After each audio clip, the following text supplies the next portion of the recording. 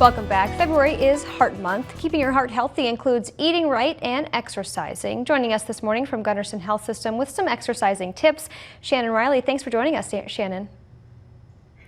Good morning. Thanks for having me. Shannon, you're an exercise physiologist at Gunderson. What kind of exercises will keep our heart healthy? That's a good question. A lot of people are looking for that quick fix. What can I do to keep my heart strong? And the bottom line is any movement is going to benefit you.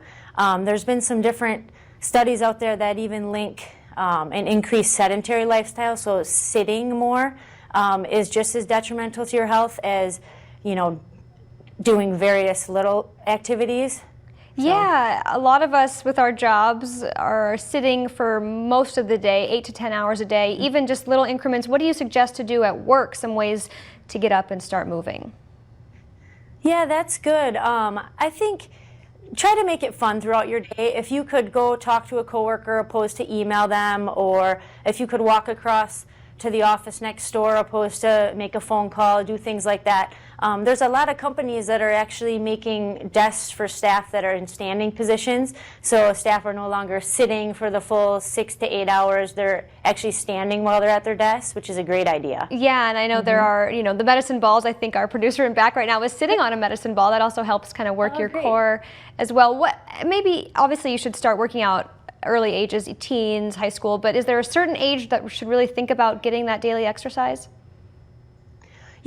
Children are developed for the most part, to want to be active, so they're going to be running around doing things. And then there's activities for middle school children as well. But once you get to where you are, your 18s and 20-year-olds, you should be putting in 30 to 60 minutes of aerobic exercise a day. That's what research says is most beneficial for your heart. Is there a time when we go a little bit too overboard, if our blood pressure gets too high when we're exercising or trying to do those high-intensity workouts that are a little too much? There definitely could be. I think the bottom line is to listen to your body. You want to be doing an effort where you could still hold a conversation, because that's something you're going to be able to do for 30 to 60 minutes. There's a lot of hype out there with the interval training, where you do that high intensity for a short amount of time and then cut back to light, and that stuff's great. I think if you have fun with it and you feel good and you bounce back, then do it.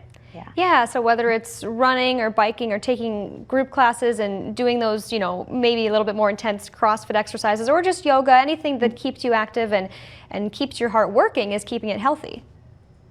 Definitely. I like to suggest, think of your heart is a muscle, just like any other muscle in your body, although it's a little more important because you need it to live.